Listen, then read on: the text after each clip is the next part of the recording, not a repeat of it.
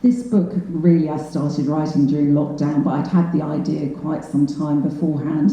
But it's funny because I was recently, just kind of, before coming to this, clearing out some old shelves, and I brought it with me, and honestly, this isn't a set-up question, but I thought somebody might ask this question, so I brought this with me. This was in my parents' house. I did this when I was 9, 10 years old. It's a scrapbook about Italy. And if I read the very first part of it, the intro, it says, I've chosen this project, this is 9-year-old, 10-year-old Anna, I've chosen this project because Italy is my ancestral home and also because I find Italy is a beautiful and enchanting country. I hope you enjoy reading it. So obviously, there was something going on even at that age. One here. So you say that you haven't always had an easy relationship with your Italian heritage. So how has changing book changed your? I think because when you go back in history and start to sort of think about the lives that people have led, and you realise that it's just a sort of big disconnect between, my female elderly relatives when I was going to Italy as a child were born in the 1880s, and I was a girl growing up in the 1970s and 80s in England, so that's kind of the hub of it. But I started to realise that really, actually, some of the things that they valued and that I value were actually very similar. I'm quite interested in the study of epigenetics, which I don't know if anyone's heard of, but it's basically where traits get passed down the line through altered genes. So it could be trauma, it could be characteristics like compassion. I thought, actually, I'm not so different from all of those people after all, so I'm just in a different context. There's one here, and then there's one at the back, and then someone over here. I was wondering, when you started writing the book, whether your characters, you decided very clearly what they really like, or whether during the process of writing, they kind of ran away with themselves without you realising it or controlling it as such. It's a good question, thank you, Penny. Characters develop lives of their own. You have an idea of who you want to bring out on the page, but then they just kind of run away with all their own ideas. And I think, to me, that's the magic of writing, is that sometimes when you're really in the flow, you feel as if you're just basically a channel for something else, and something is just coming through you, and this voice wants to be heard. And I felt that particularly with Adelina, the 15-year-old girl. So she's very sort of socially awkward. She's, labelled as slow. What we would now say she was dyslexic. So she's the character that, I think she wanted to be heard. So a young girl in an orphanage, not many prospects in life, but she has something interesting and important to say. There was one at the back. Do you want to wait for the mic? Nearly there. Hello, David. I want first to say congratulations. Thank you. And as you know, I've read the book, and it is very good. So my question is, I know that there are other books about this particular plot, or about these particular characters, Waiting in the Wings maybe, or Semi-Submerged. But will your success, because I'm sure it will be a success, this book, will your success encourage you to revive or bring the other books to the surface? Thank you, David. So many of you all know that this is not the first novel I've written, and the original novel that I wrote has some of the same characters set further back in time. So Elisabetta and Adelina don't feature, but Padre Bosco and others do.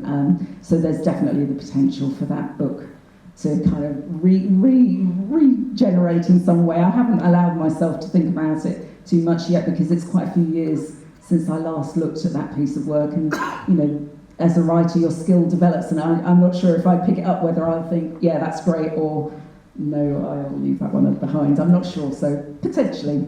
And I've also, one of the characters, somebody here commented on it a while back, that I have a character that comes in late in the book, and she's a very sort of, she's set in the 1990s in England. She's a religious TV presenter, and I really like her, and I'd like to write about her as something a bit more contemporary.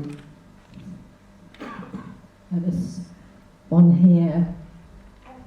I was interested how much planning into the kind of structure of your novel do you do before you start writing your story, or do you start writing your story and it kind of emerges as part of that process? Yeah, I'm a bit of both. I like to have a good structure in mind, but I like to leave the characters space to develop from what the answering the question previously. Sometimes the characters take you somewhere that you could never, in your best plotting mind, you'd never get there, but the characters naturally sort of develop and they take you in a direction that you could never foresee, and that's the magic. That's the bit that I really get, inspired by and really love about writing.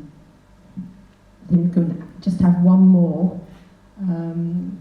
Anna, you choose. Oh gosh, there's a few. Jill's been. Hi, Anna. Hello. Hi, you've been talking about writing a book for several years now, and I'm really pleased for you that you've done it and you've managed to publish it. It just sounds fantastic. I can't wait to read it. But what I'd like to ask you is more about the process. Now, in terms of actually the time you spent writing and any sort of routine you had to keep you going, I mean, I know you've been very successful in finding support to help you with it, not support in the writing, but, to keep you on track. And I wondered if you've got any tips for wannabe writers about how you establish that routine and how you actually manage to do it. Because I'm really impressed by the fact we've done it, and I haven't even read the book yet. Thank you, Jill. I used to, when I was writing this particular novel, set myself a task of writing 1,000 words a day. So that's, there could be 1,000 words of complete rubbish, but just to get some words out, because I think the worst thing that you can do is just sit and look at a blank computer screen or a blank page. So you've got to be quite disciplined. I'm fortunate in that I've worked for myself for many years, so that discipline comes to me quite naturally. So in terms of trying to inspire other people to sort of how do you get into that routine, I think you just got to find what works for you, essentially. I've written, as others know, around working, so it's not as if I'm doing this full time, and most writers are in that situation where you're trying to find little pockets of time around the rest of life, be that work or family or caring commitments, whatever. Thank you. Thank you. Thank you, everyone, for your lovely questions. Anna, we obviously all hope the book is going to be a runaway success. How can we help make that happen? That's a lovely question. So you probably noticed that there's my website and my socials up there. The best thing you can do, A, is buy the book, B, review it. There's a magic algorithm apparently on Amazon and Goodreads that once you get to 50 reviews, it kind of, sends you to the next level sort of thing. So the best thing, we can easily get 50 reviews in this room today. The best thing that you could do is read the book and stick a review online. Just, let people know about it, that you think might enjoy it. If you're in a book group, invite me along to your book group. I do virtual visits as well. Just kind of spread the word and spread the love, essentially. I'm going on that principle of 6 degrees of separation in life. So in this room, if anyone happened to know or know of, there's a particular director I would love to make this film. I'm going to say his name. There's a few, but there's one in particular because he's British and his name's Joe Wright. He did the film Atonement, which is one of my all-time favourite films as well. I love that story, but he's been at the Venice Film Festival. They're launching a series on Sky about the life of Mussolini, and I'd love him to do the film of Broken Madonna, so I'm just putting it out there, but just basically let people know if you've enjoyed reading it, as I say, review it. The figure I wanted to share is that there are approximately 200,000 books issued in the UK every single year, and 1.4 million uploads to Kindle. So that's the scale of the task. You know, I am but one small author. It's not to do with your talent necessarily. It's about, you know, sort of how do you get people to know about your book? And when really, you know, the thing you, as a writer, you want to do more of is writing, and, you know, all the publicity and all the rest of it is part of the package, but it isn't necessarily where you know, you've got the time or the energy to spend because you want to be, you know, doing the next bit, which is the next novel, because that's what inspires you. So last question. As we turn towards watching Cinema Paradiso, what's the connection between Broken Madonna, Cinema Paradiso and the Duke of York's? So many of you will be aware that I've been a member of this cinema for the 25 years that I lived here. My friend Julia, we've sat and watched many films here together.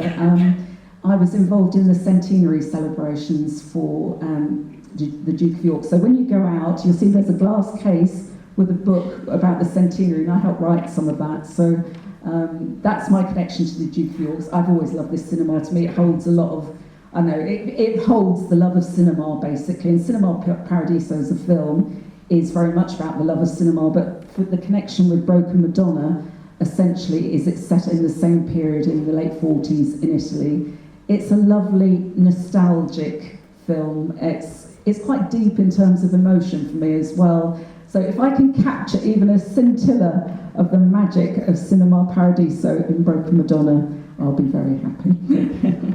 Brilliant, thank you.